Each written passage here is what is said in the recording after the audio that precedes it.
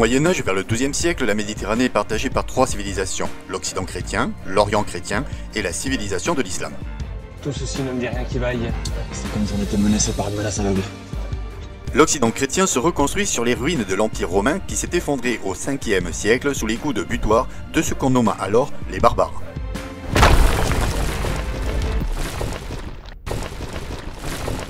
La période qui s'annonce est souvent vue comme une période sombre où famine, misère, pandémie et guerre ne font que se succéder. Mais c'est pas possible d'entendre des conneries pareilles! La conséquence des vagues de conquête est surtout un morcellement politique des territoires qui échappe désormais à une gestion centrale. C'est donc peu à peu le système féodal qui se met en place. Mais vous allez voir à la prochaine campagne, hein. Quand il y aura du combat, alors là il va se réveiller. Hein. M'en fous, j'irai pas. Quoi?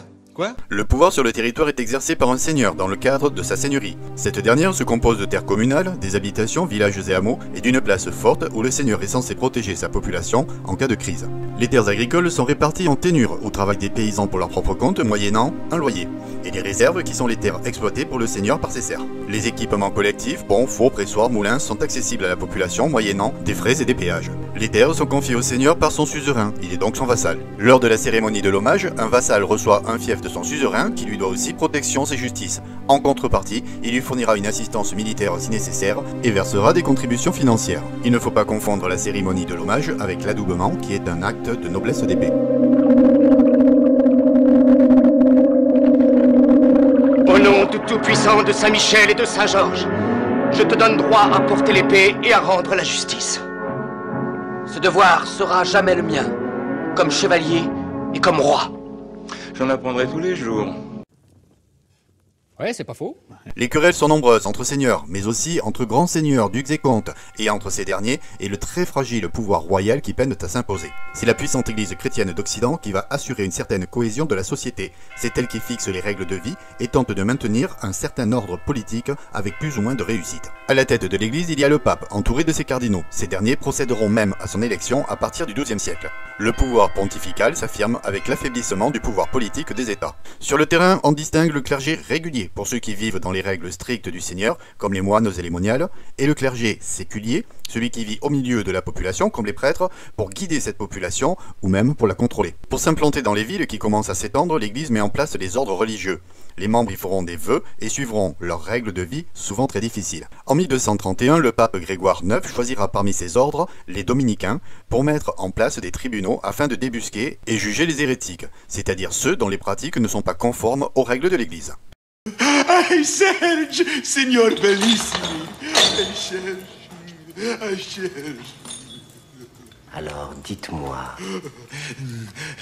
qui parmi vos frères est l'hérétique responsable de ces crimes? Salvatore, voulez-vous répéter votre confession de cette nuit? À savoir que vous et votre complice Remigio de Varagine, vous fûtes les fidèles compagnons de Dolcino. Hein? Oh sì, domini bellissimi. Sì, Heretenite, tutti. Heretenite, Pateristi, Salanisi, circumcisi. Ma ai nomo literatus, ai sin senza malizia. I beg, magnificentissimo. In nome Patri, et Filii et Spiritus Sancti, you will forgive me. Les chrétiens d'Orient sont la deuxième civilisation du bassin méditerranéen médiéval. C'est la seconde partie de l'Empire romain que l'empereur Constantin avait voulu diviser. Alors que la partie occidentale de l'Empire disparaît sous les coups des invasions germaniques, l'existence de la seconde partie se poursuit sous le nom d'Empire byzantin. L'empereur se nomme ici le Basileus, il dispose de tous les pouvoirs militaires, politiques, mais aussi religieux. Il est secondé en la matière par le patriarche. Pour marquer sa puissance, il est entouré de luxe et les visiteurs doivent se prosterner devant lui. En 1054, un lourd contentieux entre les deux églises chrétiennes, à propos de l'étendue des pouvoirs accordés respectivement à l'évêque de Rome et à l'évêque de Constantinople, finit par entraîner la séparation définitive des deux églises, c'est le schisme. Byzance est riche et a continué à développer les savoirs de l'Antiquité. La troisième grande civilisation du bassin méditerranéen au XIIe, c'est le monde de l'islam.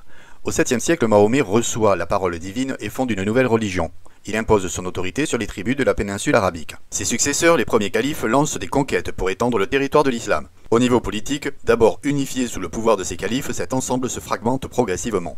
Les villes sont au cœur de la civilisation arabe. Certaines sont gigantesques pour l'époque, comme Bagdad, Damas, Le Caire ou Cordoue. Elles s'organisent autour de la grande mosquée, du palais fortifié et des marchés couverts, les souks. On y trouve des bibliothèques où des savants peuvent étendre leurs connaissances. C'est une civilisation qui fait des progrès en sciences, comme les mathématiques, l'astronomie, la géographie ou la médecine. Le commerce et les échanges sont très importants dans le monde arabo-musulman. Les marchands sillonnent les routes en caravane et se rendent aussi en bateau jusqu'en Inde ou en Chine pour y chercher des épices et de la soie. Le pape Urbain II est le premier, lors du concile de Clermont en 1095, a prêché la première croisade en lui donnant son caractère d'opération militaire et religieuse. Dieu Tout-Puissant, en cette heure où j'ai besoin de toi, sois à mes côtés. Ne permets pas que j'oublie les pieux serments que je t'ai adressés. Ne fais pas de moi la proie des démons et des diables, et de la noirceur de ce monde. Le pape veut répondre d'une part à l'appel des Byzantins, qui ont réclamé de l'aide pour contenir l'avancée des Turcs en Asie mineure, mais il cherche aussi, et en même temps, à canaliser la violence des chevaliers qui s'adonnent des guerres privées et abusives. À l'issue de la première croisade en Terre Sainte, les États latins d'Orient sont créés par les croisés. En 1145, Bernard de Clairvaux, qui est le maître à penser du pape Eugène III, mobilise une foule de seigneurs et de chevaliers pour partir en croisade pour sauver le tombeau du Christ à Jérusalem. Les croisades s'enchaînent avec plus ou moins de réussite.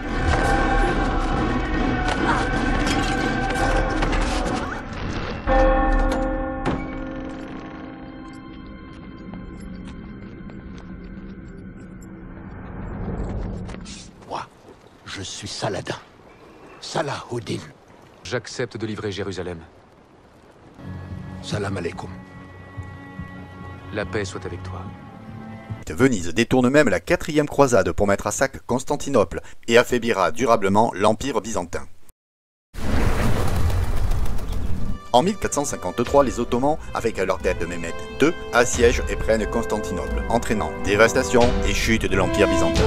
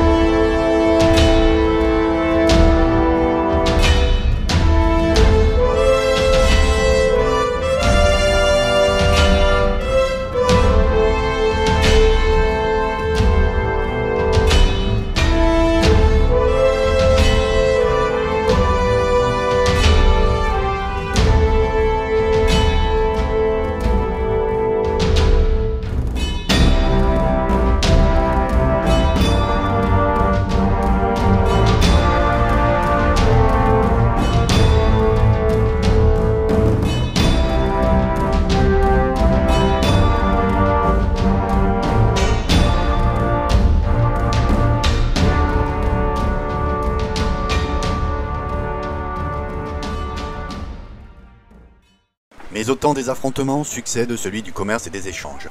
Les trois civilisations s'inspirent aussi mutuellement. Certaines cités d'Occident s'enrichissent énormément comme Venise, qui devient une gigantesque puissance.